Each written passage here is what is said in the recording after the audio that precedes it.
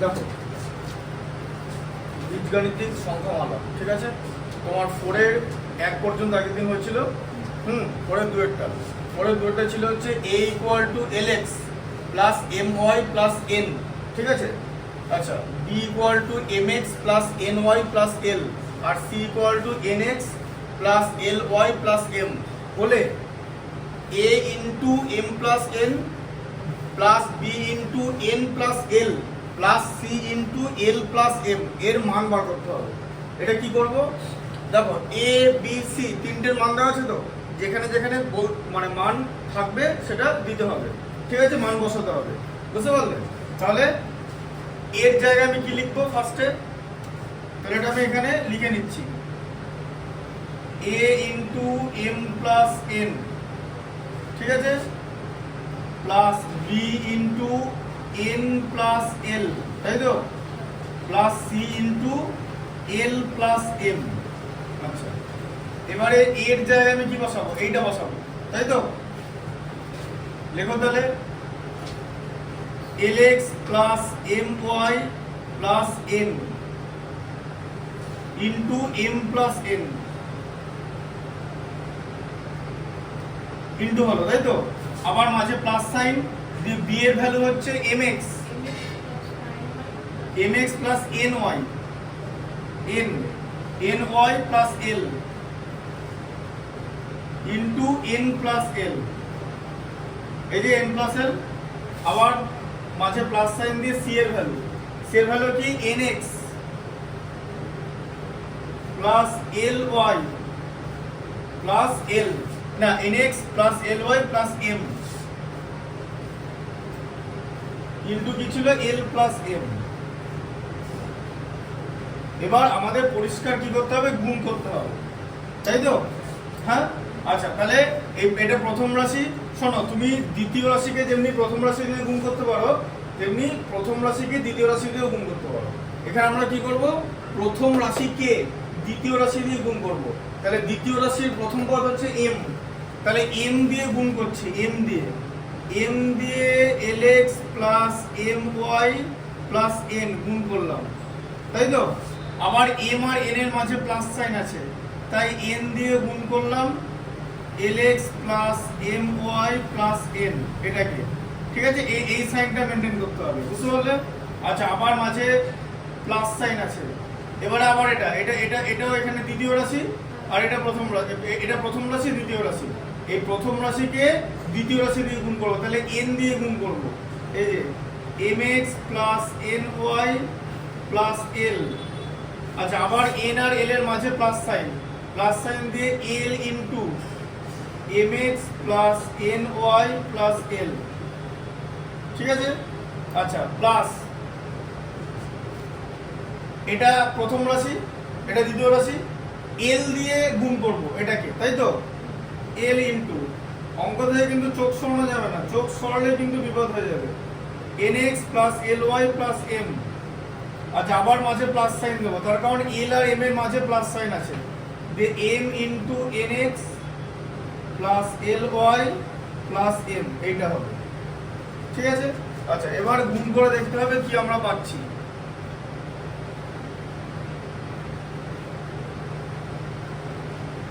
দেখো, এটা হলো m ইন্টু lx, বলো কি হয়? m lx, তাই তো। m ইন্টু my, বলো কি হয়? m into my। দেখো সব এখানে প্লাস আছে, সব প্লাস, তোমার এখানে চিহ্ন তো কোনো অসুবিধা নেই। হ্যাঁ, m square y plus m into n, কত হয়? m into n, mn। আচ্ছা, প্লাস n ইন্টু lx, কি হয়? n lx plus n into my, n my plus n into n মানে n স্কয়ার, ঠিক আছে। আচ্ছা, প্লাস n ইন্টু mx, কি হয়? n mnx বা nmx একই জিনিস, প্লাস n ইন্টু ny মানে n square y plus nl, তাই তো। প্লাস এদিকে l ইন্টু mx মানে l mx, তাই তো। এল ইন্টু এন ওয়াই মানে L N Y plus L into L মানে এল স্কোয়ার। আচ্ছা হলো, আচ্ছা plus L into N X L N X plus L into L Y কি হবে L square Y, Y square না L square Y plus L into M কত হয় L M. আচ্ছা আবার plus M into N X কত হয় M N X plus M L Y, এই যে এম ইন্টু এল ওয়াই তাই তো, প্লাস এম স্কোয়ার। বুঝতে পারলে? আচ্ছা এবার দেখতে হবে যোগ বিয়োগ কিছু করা যাচ্ছে কিনা। আচ্ছা তুমি একটা জিনিস ভালো করে, এটা হচ্ছে চোখে দেখার কাজ, ভালো করে চোখে দেখো। তুমি এখানে এন স্কোয়ার পেয়েছো দেখেছো, আচ্ছা তারপরে এখানে এল স্কোয়ারও আছে, ঠিক আছে, আর তার সঙ্গে এম স্কোয়ারও আছে। তাহলে কি হবে M square plus N square plus L square, তিনটে লিখে নিতে পারবে তো? আচ্ছা এবার দেখো কিছু আছে কিনা। এম এল এক্স খোঁজো, M L X M L X M L X, এই যে পেলে? হ্যাঁ তাহলে কত হলো টু এম এল এক্স হয়ে গেল তো? আচ্ছা দেখো বুঝতে পারলে? হ্যাঁ আচ্ছা তারপরে দেখো M N X M N X দুটো তো, two M N X plus, আচ্ছা আবার এক্স দেখো, এক্স দেখো, এ দেখো N L X N L X, এখানেও এল এন এক্স তাই তো, টু এল এন এক্স। এটা কেন করছি পাশাপাশি? এখন বলবে যে এইটার পর হঠাৎ করে কেন এখানে চলে গেলাম, এক্স গুলো কোথায় আছে খোঁজো। বাট এখান থেকে না আমি এখানে এক্সটা কমন নেবো, হ্যাঁ এখান থেকে এক্সটা কমন নেবো, বরং করে দেখো তো, বুঝতে পারলে? আচ্ছা এক্স গুলো হয়ে গেল। আচ্ছা এম স্কোয়ার ওয়াই, এবার ওয়াই গুলো খোঁজো। ওয়াই বলো এম স্কোয়ার ওয়াই আছে তো? এখানে এম স্কোয়ার ওয়াই আছে, এম স্কোয়ার ওয়াই নাই তো? আচ্ছা এবার দেখো তাহলে এম স্কোয়ার ওয়াই হলো। আচ্ছা ওয়াই খোঁজো, দেখো এন স্কোয়ার ওয়াই আছে তাই তো? আচ্ছা এন স্কোয়ার ওয়াই, তারপরে এল স্কোয়ার ওয়াই আছে তো, প্লাস এল স্কোয়ার ওয়াই হলো, হলো তো? দেখো বুঝতে পেরেছো?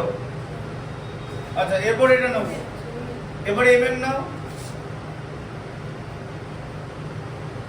আচ্ছা এন এল নিয়ে নাও আর এল এম নিয়ে নাও, যাদের মধ্যে কোনো কমনই নাই, দরকার নেই কমন।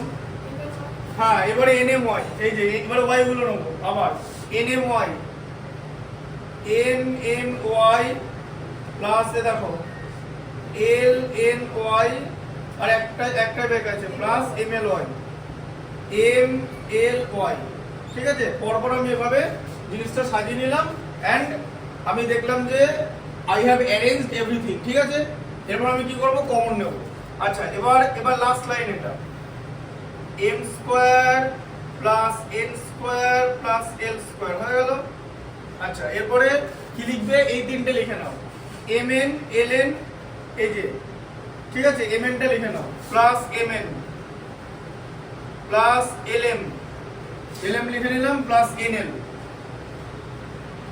এই তিনটে লিখে নিলাম তো। আচ্ছা এরপর আমরা কমন নেবো, বলো এই তিনটে জায়গা থেকে কি কমন যাবে? এ দেখো এই যে এইটা এইটা এটা থেকে কি কমন যাবে? প্রত্যেকটার মধ্যে 2 আছে তো, আর প্রত্যেকটার মধ্যে কি আছে 2 ছাড়া x আছে, তাহলে কি কমন যাবে? 2x কমন যাবে। 2x কমন গেলে কি থাকবে? এই যে ml,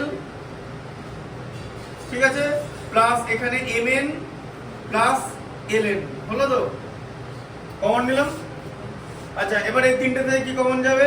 m square y plus n square y plus l square y, বলো কি কমন যাবে? y কমন যাবে। কি হবে? m স্কয়ার, হোমওয়ার্ক করে নেছো? চেক করে দেবো পরে। আচ্ছা ওই ম্যাথটা আগের দিন বোর্ড দেখে করেছিলে তো? আচ্ছা এটা বুঝতে পেরেছো? আচ্ছা এটা বোর্ড দেখে করে আনবে পরের দিন, ঠিক আছে? এইটা। আচ্ছা এবার এখান থেকে কি কমন যাবে বলো? লাস্টে mny nmy plus lny plus mly, y common যাবে, তাই তো? ব্যাস সেখানে y কমন নিয়ে নাও। y কমন নিলে কি থাকবে? nm plus ln plus mn, এই হচ্ছে ব্যাপার, এটার মান এটা হবে, ঠিক আছে? এটা হচ্ছে নির্ণয় মান। এসব করার জন্য তোমাকে 4 নম্বর দেবে, ঠিক আছে, 4 মার্কস। তাই এটাকে সাবধানে করবে এবং 4 মার্কস তুমি নিয়ে আসবে, ঠিক আছে? বুঝতে পারলে কনসেপ্টটা? হ্যাঁ, আচ্ছা, এরপরে এটা ছিল গুণের কনসেপ্ট, এরপরে ডিভিশনের কনসেপ্ট আছে, ঠিক আছে? ডিভিশনের কনসেপ্টটা আমি ভালো করে দেখিয়ে দিচ্ছি।